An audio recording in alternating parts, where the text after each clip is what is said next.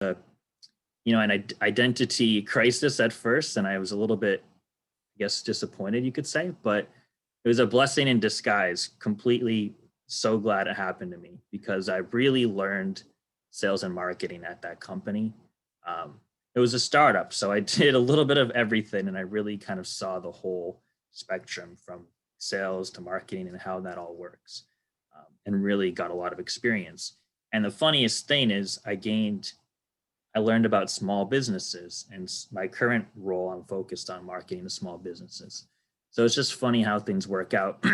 But, it took a long time to get back into the music industry. And I definitely want to talk about just kind of not giving up and being determined too, because I applied.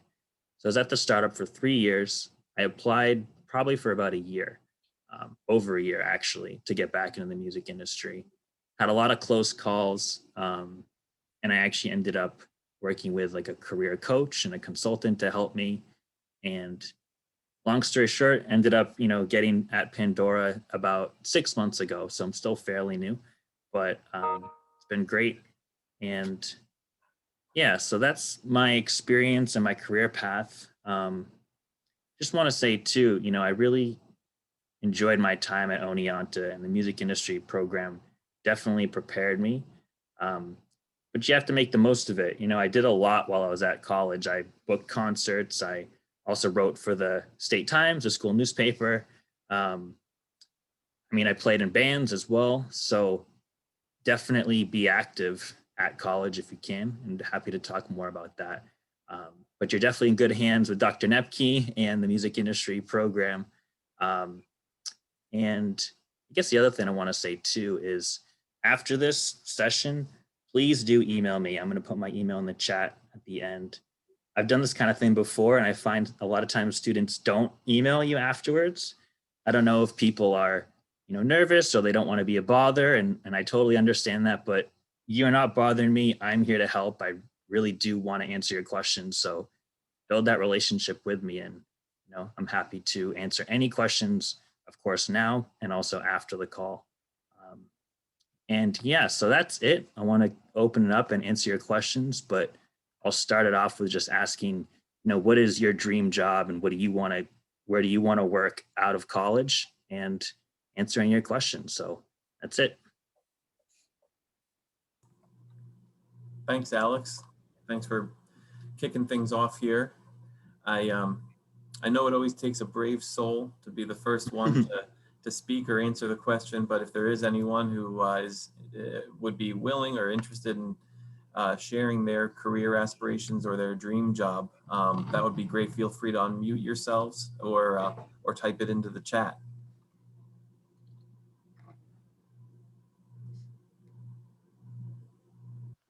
I can do it, even though, well, I graduated in December, but I'm here, still just trying to learn something new. So I just started at Universal Music Group, and I would say, at least while I was at college, locking down the position that I have now would be like the dream job, just looking a little bit short term to at least get in the door, since the music industry is notoriously competitive. So it was just nice to land here, and then I'm kind of just trying to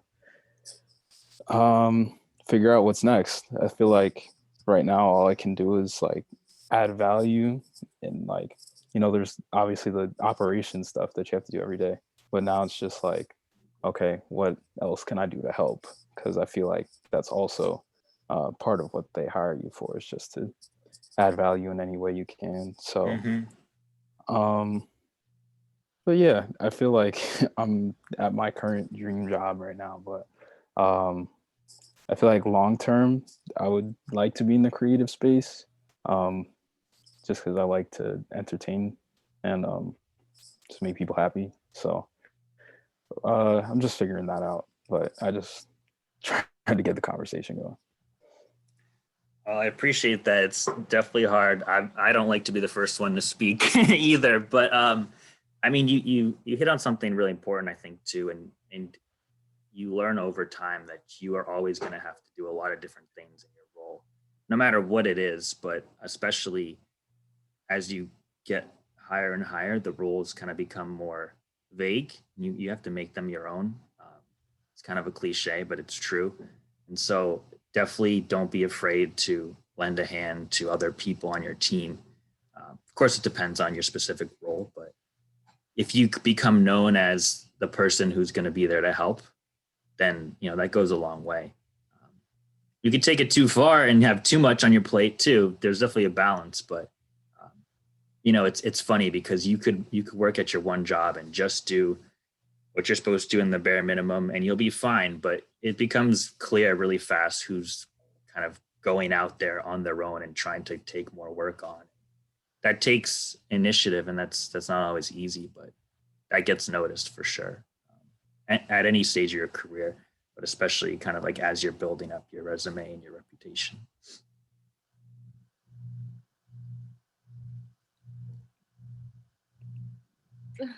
Hi, I'm Bailey. I'm the PR chair for the Music Industry Club, so I made your poster, posted it on Instagram.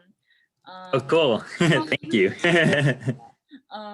I think my dream role in the industry, I really want to go on tour. So maybe being a tour manager. Cool. And there are I think there's so many ways to get to that point. So kind of planning the route is what's really being difficult, because there's so many ways you just gotta I know you gotta network all over the place and be okay, who's gonna put me on their tour? And yeah, I guess I'm trying to learn as many parts of the industry as I can, which is why I took on the PR when I had not that much experience with it, so I can learn the new skills and stuff like that. And I'm also interning at a small boutique management company, so to learn what they do and stuff. That's cool. That's awesome.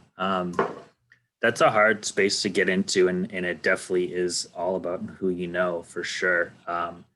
But my advice would be, and so I never wanted to be a tour manager specifically, but I was booking my own concerts and doing agent work as well. And I just started doing it on my own. I didn't know how to do it. I just started, and it sounds funny. It's funny thinking back. I literally had no idea how to do it, and I just did my best guess and just figured it out along the way. Of course, I asked for help and, eventually started meeting people who could teach me things, but I just started. And I think, I'm not sure if you know artists now that are kind of, on your level, but just try to maybe work with some smaller bands and get practice. And it's funny how things work out, Bailey. You might, it's you meet someone and their friend works for this big band, or their sister or something. It's just funny how things work out. And I know that's not really specific advice, but just kind of get out there and make those, you have to make those opportunities for yourself. I guess they're not going to just fall out of thin air.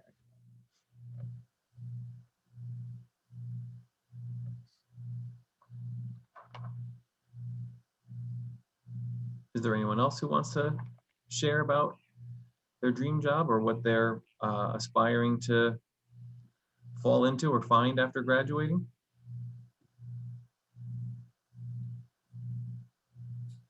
For me, I don't have a dream, no idea what I want to do. So it's kind of just reassuring to hear from you, Alex, that you tried so many different things and then you ended up what you're doing right now, which is amazing. So thank you for reassuring me. Yeah, of course. And I think also it's important to be open about what your dream job is, because it will change over time. I probably would have said when I was in college, my dream job was to be a big time event producer. I think that was my dream job at the time. And kind of like I was saying at the beginning of the call, I did do that, and it wasn't what I thought it was going to be. And it doesn't mean it's not the right career path for other people. Of course it is, but it wasn't what I thought it was going to be. And so I just kind of adjusted my dream, I guess, as I learned things and try new things. So be flexible with that. That's not when I went to LA, for example, I was there for a year, came back, and basically knew I didn't want to work in the event space. So that wasn't a failure to me. That was a lesson. Okay, great. Now I know I don't want to do that. I learned skills along the way that can help me in the future. You know, I learned how to think on my feet, how to juggle a lot of different tasks. You know, when I was an assistant, my boss would give me 100 things to do and I had to kind of manage everything. So you'll learn things along the way, even if that path, you know, it just kind of evolves over time. Um, and it continues to evolve. I can guarantee you what I do in the next 5, 10 years is going to be different than what I'm doing right now or what I think I'm going to be doing. And that's okay. You just kind of have to understand that that's part of it. So don't be too rigid, I would say, in the dream. You want to have the focus, but be open to it evolving over time, if that makes sense. Alex, what are the things you learned in your non-music job that are helping you now in your music job?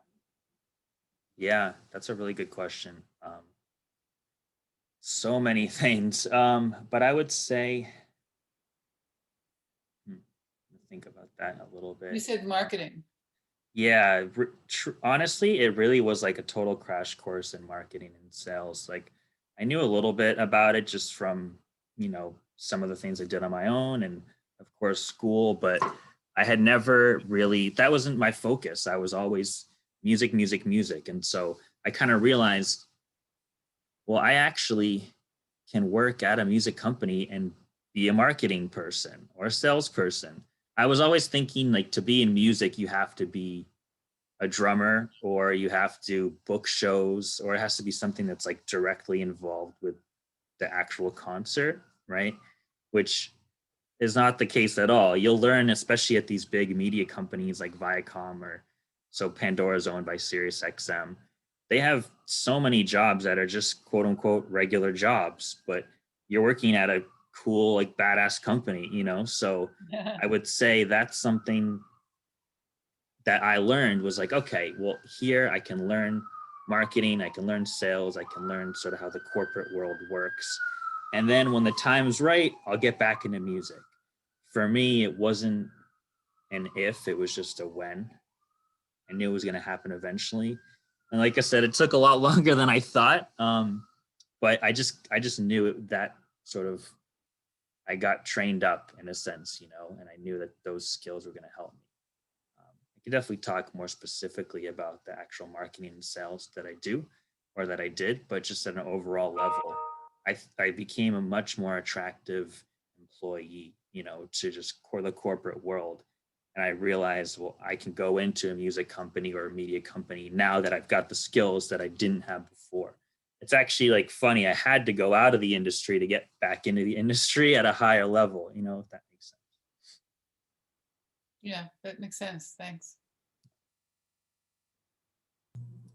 And to a similar degree to Janet's question, Alex, you know, you mentioned learn Excel, which Yeah. I think is really good advice. But can you think back to your time at Oneonta and if there were any skills or experiences that maybe in the moment you didn't realize they were going to have such an impact or an importance in your career, and now looking back, you're really grateful that you were able to either learn that or experience it?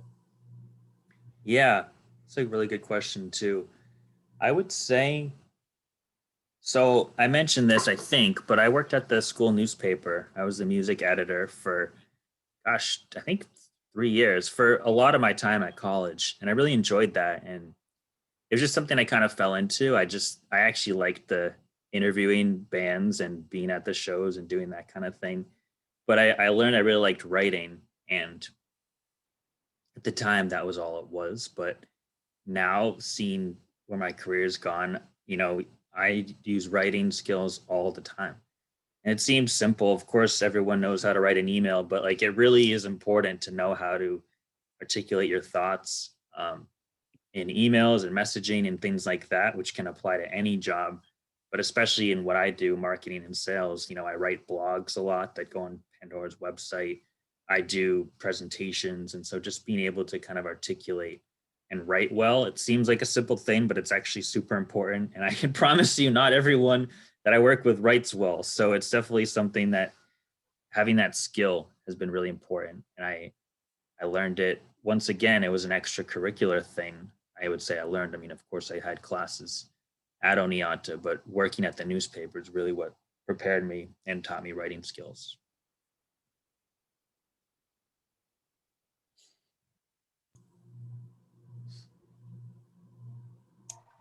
I have a quick question for you, Alex. So it was interesting to hear you talk about, your career and the LA trip. Yeah. The LA trip. I worked at Paramount Pictures when I was out there, but I understand that sort Oh, of cool. back and forth and leaving the industry and then finding your way back in. So when you did work with your career consultant, the industry had changed probably a lot, and the skill set that was required to enter back into the music industry had also changed. So could you talk a little bit about those changes and how you repackaged your skills? What was the advice that person gave you? I'm sure it had something to do with your resume and how you presented yourself on your resume, and maybe sort of your tell me about yourself pitch a little bit too. Yeah, that's a really good question. It's actually funny because what I got out of the career coach was not at all what I thought I was going to. Because I thought my resume was pretty good, and I just kind of thought as applying to jobs as you just throw your resume out there. And I will say I had gotten lucky because up to that point, most of my jobs I got through connection. So everybody talks about it, have a big network, but it's super important. My job at MTV, my friend had worked there, so he helped me get the job. And then my job at the startup, actually, I had a family connection that helped me get that position. It's funny enough, my current role is the first job I've ever really had that I just completely like cold emailed and got this job. But what the career coach really helped me with was, of course, updating my resume, but just kind of like helped me with the approach to applying to jobs.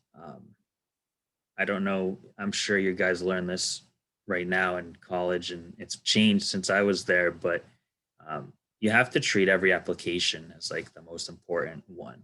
Write a new cover letter, tweak the resume if you can. LinkedIn is great. I could talk about specifics if you guys want to know how I approached it, but try to find the people like the hiring manager or the recruiter on LinkedIn and then email them directly. Always try to email people directly because your resume is just going to go into a black hole most likely, and they might not see it, but if you email them, then they'll see your name. So it's just kind of like little tricks. And the other thing she helped me with was I was just kind of sending my resume out to anyone. And she helped me learn, truly focus on the jobs that I really want and I think I can get too.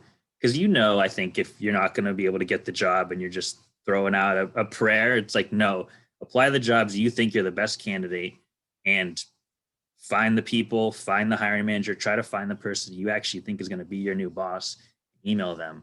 And that takes work, it takes time, and it's like annoying, but you have to do that to get the job sometimes, especially like someone said, the music business is very competitive. So you got to think someone else is doing it, right? You have to beat them out. You have to think of it as a competition. I think that's my personal opinion, but so that's super important. And funny enough, that helped me get my job. My boss told me that she got my email, she liked my resume, and she forwarded it directly to the HR person. So, and I didn't even know that at the time. She told me afterwards. So me doing that seemed like a small thing, but actually was huge in helping me get my job at Pandora today. So it's funny, the actual like tactics and strategy around applying to a job, which seemed like something I didn't even think about. That's really important, I think, especially if you're cold emailing. So that's important. So I want to quickly ask a follow-up to that. I mean, I think LinkedIn strategy is key, and we have we have two LinkedIn profiles for Studio Oneonta, and one includes the alumni and the other doesn't. So I've taught students how to mine that a little bit. So when you connected with a hiring manager, I think that's key too. You want to find out actually who is it that you're going to work for and how is that department broken down. So that person was receptive to receiving a note from you? You probably weren't connected with them. So you connected with them. Did you have a conversation with them and then send them your resume, or how did you get connected with that person on LinkedIn to be able to send your resume? Yeah, that's a good question. And it's funny because when I was in college, I think LinkedIn was around, but it wasn't what it is today. And it really is how a lot of companies hire.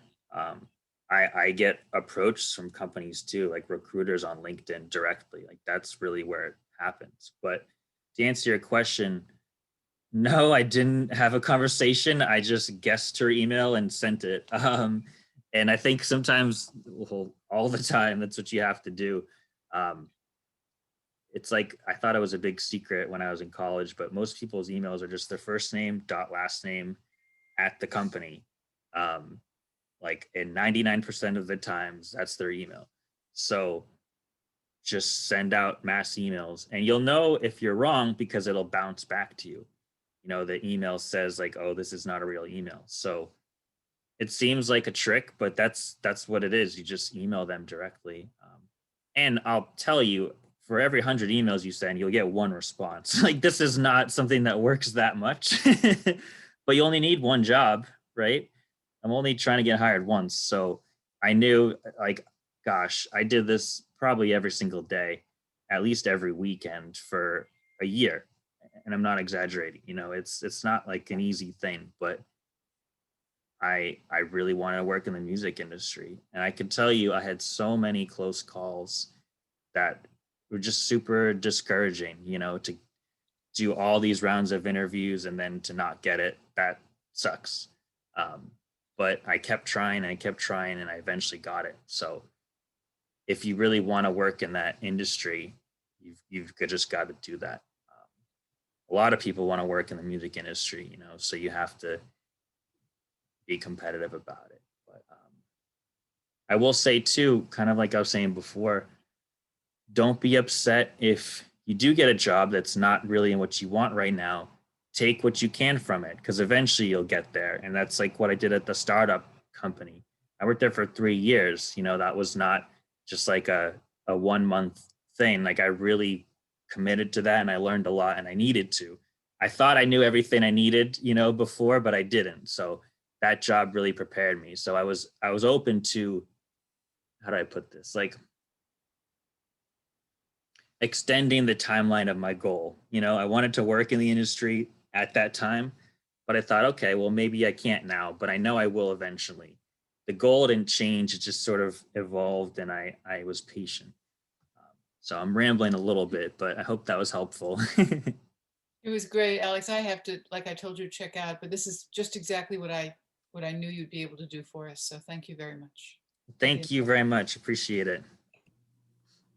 So Alex, we actually have a question here in the chat from Carly. It says, what do you recommend we say to recruiters when we reach out on LinkedIn or in an email? Cool. Okay. I just read the question. That's a really good question. Yeah, it's pretty much like a template, you know, I kind of wrote up and I would really just send the same thing out. Just keep it really straight to the point and courteous and professional and just say, hey, you know, my name's so and so. I just applied to this position. You can say a little bit about your experience, but just say what the position is. Attach your resume too. You know, say my resume is attached. What I would also say that I used to do is I would message them on LinkedIn or connect with them. So I would say, I messaged you on LinkedIn. You might, you know, if you see that message, but I wanted to email you directly. I think I'm a great fit for this position and just wanted to send you my resume. You just have to get their attention, which it sounds like superficial, but it's true because, you know, I mean, there's a lot of people that are really qualified for each job. It's just about the person that gets noticed and that gets hired, you know. It's kind of unfortunate reality, but it's true. So like my job I got at Pandora, I'm sure there were other people just as qualified as me, but I got the job maybe because I emailed her, maybe not, I don't know, but you just have to get their attention. So like connect with them on LinkedIn, send the email, and just say it, keep it 1-2 lines. Here's my resume. I think I'm a good fit. And they'll respond. And what happened sometimes too is I would get a response and they would say, I'm not the right person, but I forwarded it to the HR person, or I'll try to help you. So I would just say, search for hiring managers and recruiters. Those are usually what the person's going to be called, or something similar to that. And they can see, like, they all have their systems internally. They can look up the position and see who's assigned to it. So they can just send it right along if they want to. And they don't have to do that, but that would happen sometimes too. I wouldn't get the right person, but I would still, they'd be nice to me and send it along. That was great advice. Thank you. Thank you. It's a good question. And that took me a lot of like practice to learn that, and kind of perfect it. But yeah, just have like a template email and change up the position and just boom, send it out.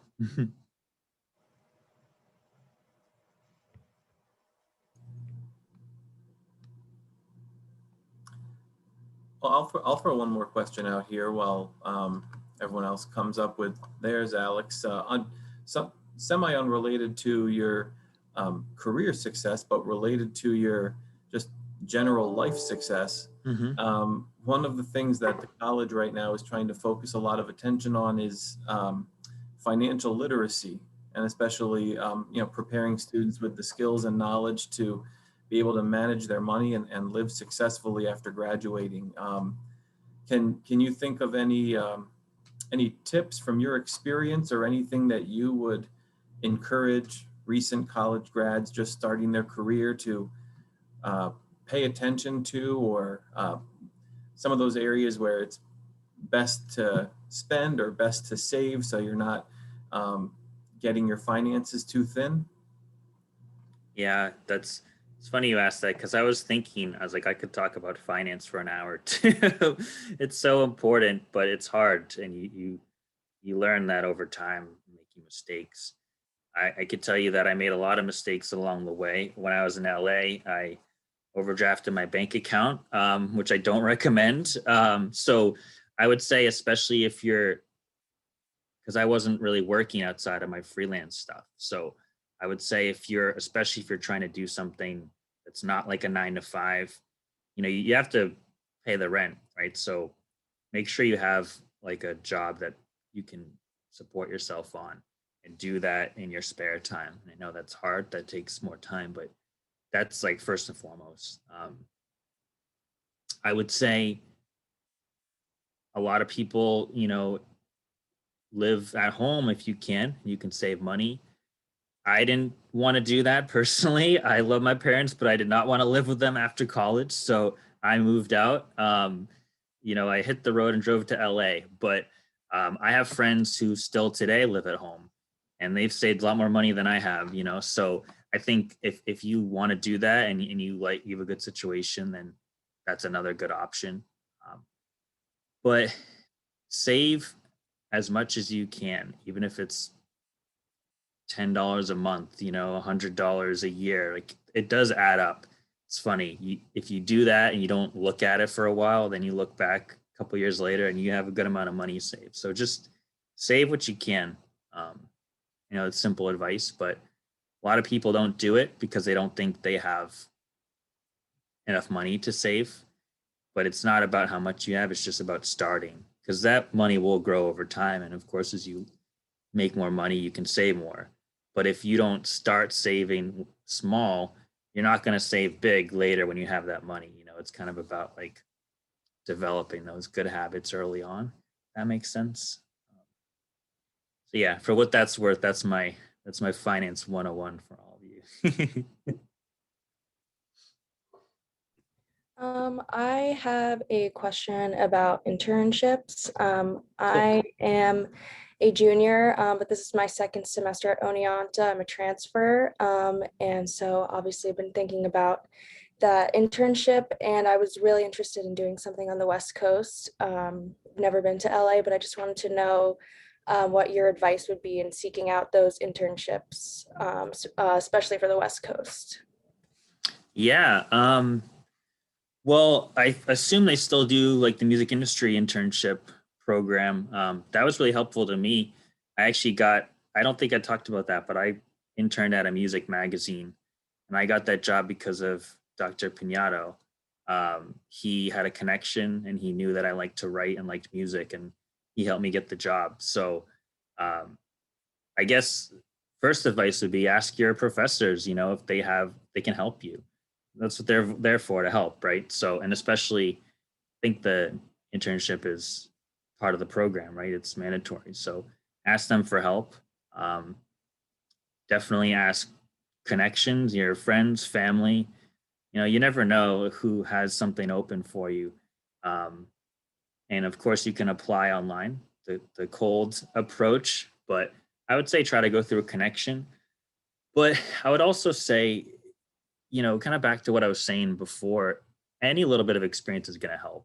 And especially an internship, just like being in an office for the first time. I know right now it's different, but just kind of like that first experience in a corporate world is super important. Um, it's just getting comfortable with that because when that's new, you don't really know how that world operates. So like my internship, I didn't end up wanting to work at a music magazine, but just getting that like first experience in an office environment was super helpful too. Um, so yeah, that's my advice. Thank you. Thank you.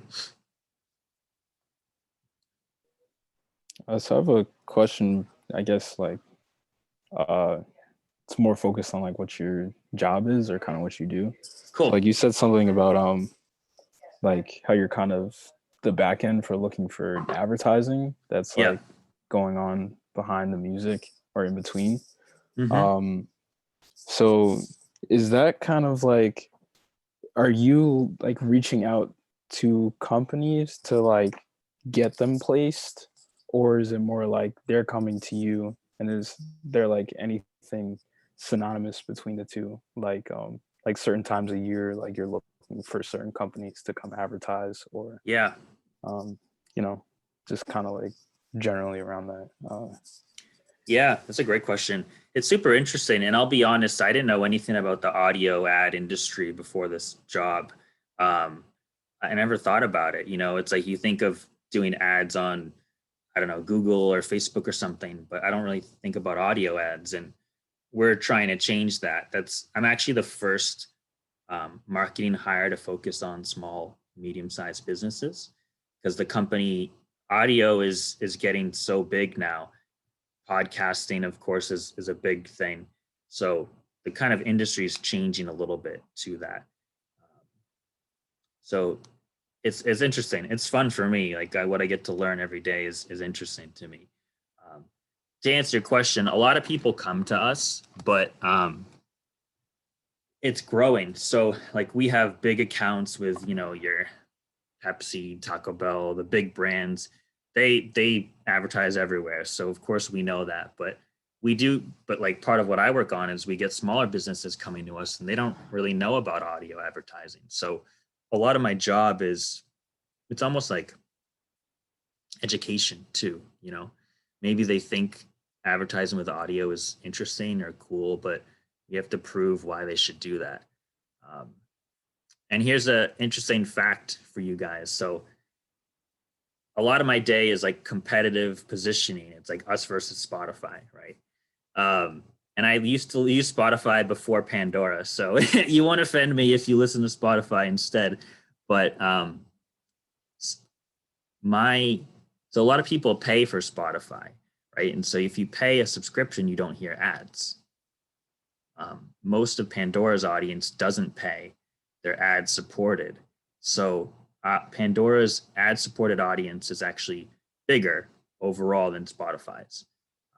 So that's like a big stat that we throw out there to businesses because right now Spotify is cool and hip, of course, and we know that. It's not a like surprise to us. Pandora knows that we're number two, but we tell brands from a business perspective, actually, your ads are better spent with us because we have a bigger ad-supported audience. Pandora's listeners don't mind hearing the ads. I don't know if any of you use Pandora, but for me, you just put on your car and you just kind of let it run. So that's a little bit different than Spotify, which you pick songs a little more on demand, right? So it's kind of like a small nuance, but that's something we speak to with brands, and especially to your question, like the new companies that maybe don't really know us, they wouldn't know that. So that's a lot of my job too, is looking at our data, and like I kind of sit between sales and our data teams. How can I translate all this data on our listeners into easy to understand messaging to help sales win us jobs? That makes sense. I'm like the assist guy. So yeah. Cool. And I have another question that's kind of like Yeah. totally irrelevant, but it's like music related. So maybe you have an opinion. So like recently, because you're also a little bit in the tech side too. Yeah. Mhm. So have you like, how do you feel? Like, have you heard of like NFTs and people making like digital records of albums or like music or art? Like, do you feel that there's like a real future for that, or is this kind of like a thing that's gonna come and go? Yeah, I do. I'm no expert, but I know a little bit about it. It's so interesting to me because I remember when I first heard about Bitcoin, I should have invested at the time because it was years ago. Would have made some money, but what's exciting about blockchain is the technology. I think it's like Bitcoin is one thing, but the actual blockchain technology. I was hearing years ago, actually when I first started MTV, so that was like, gosh, 6 years ago, um, about the music industry applications potentially. And nothing really happened at that time. I was like all pumped about it 5, 6 years ago. But now it seems like people are maybe starting to tune into that, selling your music on a secure, decentralized system. I think there is definitely a future in that. And I think the pandemic has probably accelerated that because musicians and artists have to be paid. They have to supplement their live income, right? So that's probably part of why this is happening. Yeah, I think it's super fascinating. Like I said, I don't know a ton about it, but I do definitely think there's a future in it, and it's worth exploring and learning about for sure. Cool, thanks. Yeah, thank you. Good questions. All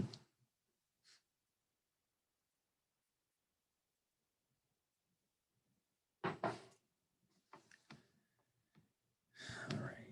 We still have a few minutes here. If there are any other questions from anyone here, or Alex, if there's anything else you wanted to share about your experience, or maybe tell us a little bit about what you're hoping the next step in your professional world may look like. Yeah, I have some notes here. I'm just looking to see if there's anything I didn't mention to you guys.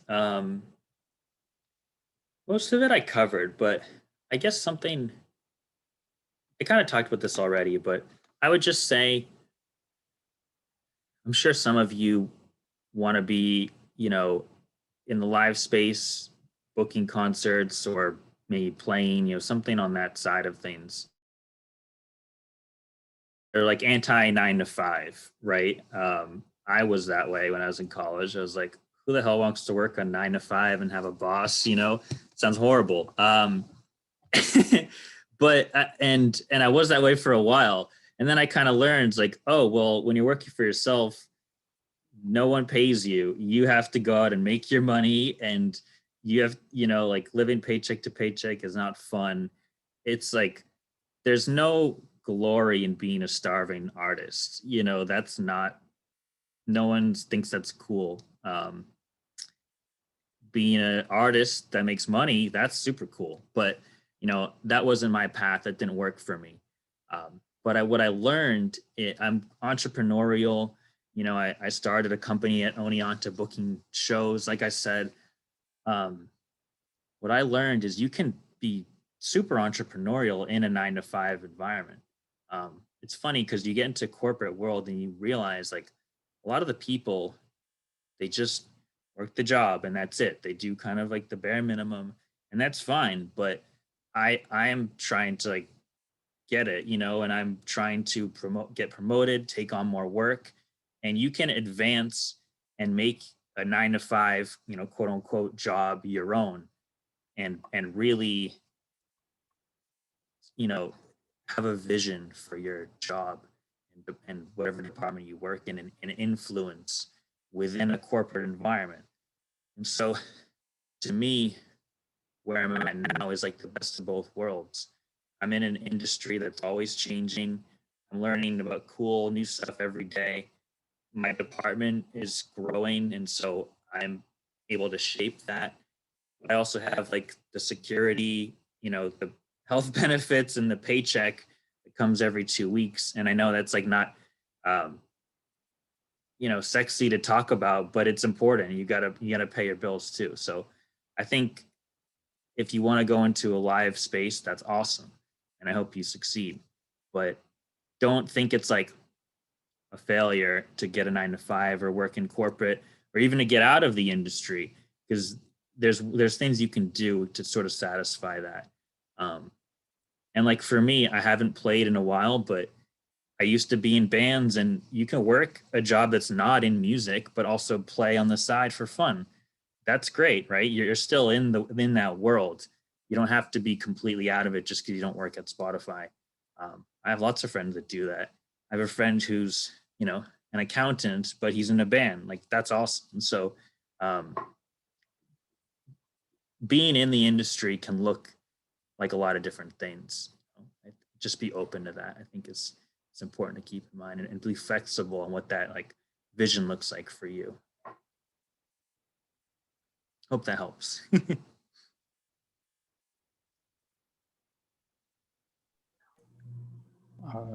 I just wanted to bring up maybe one more thing.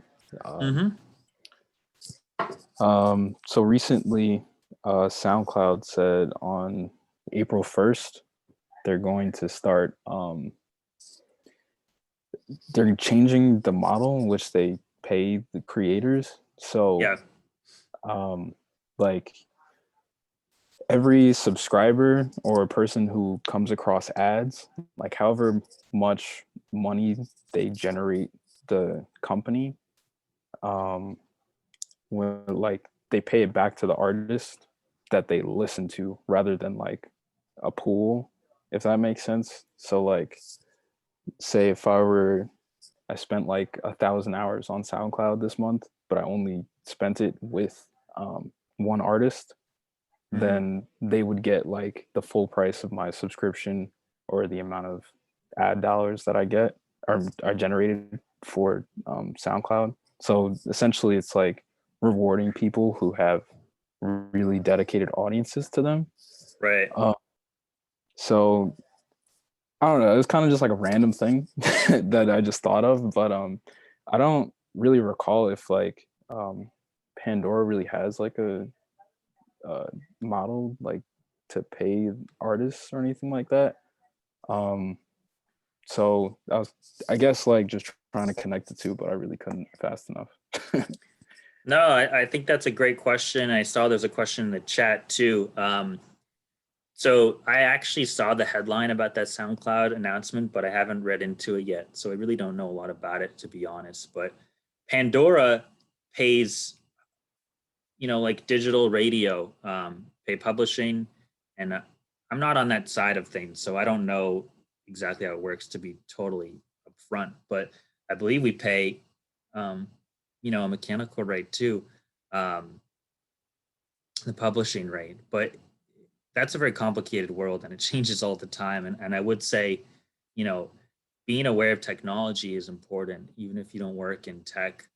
The music industry is directly influenced by technology, right? So one thing we talk about all the time is connected speakers, your Google Homes and Alexa. That's great for us because more people can listen to audio. So just like being aware of that space. And it's great that you're, you know, reading about NFTs and about the SoundCloud partnership, because that stuff does influence the industry. sometimes it doesn't influence it right away too. It takes time. And yeah, so to be honest, I want to read more about the SoundCloud thing. I don't actually know how that works, but we have a partnership with them. So another fun fact for you guys is any ad you hear in SoundCloud is actually bought through Pandora. We have the North American rights to their ad inventory, or it's on our ad inventory, not international. Pandora is only a North American based company. But yeah, so I had no idea. So like we'll get ad buys and they'll pay whatever money it is, and that same ad will run on Pandora and SoundCloud, which is interesting because it's different demographics of people too, right? So anyways, just another fun fact for you guys. But to answer the question in the chat, what's a memorable learning experience I have from my professional journey so far? Did anything stand out to me? Yeah, I have lots of memorable experiences. I will say, after everything I've said, you know, some of my best experiences were when I was doing live shows and like small, tiny bars and just things I did for fun because it was like something I did, you know. So like I booked shows that had just, I don't know, 100 people, 200 people, but just being there in that moment and making those memories was awesome. Super great. And you know, you feel proud when you do something yourself. And so I think I haven't booked a show in a while, but I would love to get back to doing that just for fun on the side. I don't need it. Doesn't need to be my job anymore. I just like doing it. And yeah, so I would kind of turn that back to you all. Just if you have any passion, if you play an instrument, you do art, anything like that, just keep doing it. And you know, it doesn't matter if it becomes your job. I think as long as you keep doing it in some respect. If it does become your job, that's amazing. But you know, just do it. Yeah, you know, you never know what happens. So that's my answer to that. Thanks, Alex. Well, we've got about 5 minutes here. If anyone does have any other questions, if not, Alex, maybe now would be a good time to drop your email into Yeah. the chat. I put my personal email here, and so that's my Gmail. And yeah, like I said at the beginning of the call, please do email me. You're not going to bother me. You're not going to annoy me. I really want to answer your questions and help out. And I'll tell you guys that. So my music mentor was also an Oneonta student. He's like 15 years older than me, and I met him this exact way. You know, I went to a networking thing, met him, got his email, and I just like bothered him all the time. I'd ask him questions, and he, for whatever reason, was being nice to me, and we just like developed a relationship over time.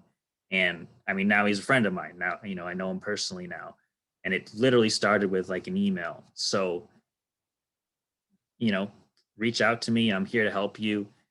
I'm happy to answer any questions you have, and keep emailing me because, you know, it'll develop over time, and who knows, maybe in the future our paths will cross, you know, when you all get into the industry and wherever I'm at in the next 5 years. So yeah, don't be afraid to reach out. It is interesting how chock full of awesome Oneonta grads the music industry is. Yeah, for sure. And we talk about the industry all the time. We geek out on everything going on. So I love talking about the industry too. I mean, just like for fun, and happy to chat music business with you guys. Even if you didn't have like a specific career question, just, yeah, build a relationship. That's why I'm here. You know, that's why I'm on this call, is because I want to meet you and help out. So yeah, looking forward to your emails. Well, I'm sure this isn't the last time we're going to ask you to join us for a roundtable like this. Hopefully next time, Alex, we'll be able to get you back here for a luncheon like the last time, when we can start bringing guests back to campus. Unless there were any questions from anyone left, doesn't look like it, but thank you so much. This has been really interesting, and it's always awesome to check in and hear from a successful Oneonta graduate. And I know I can speak for everyone when I say we so appreciate you taking time out of your schedule and your day. Thanks for sharing your email address. And I know I plan on staying in touch. So Yeah. and I hope everyone else in here does as well.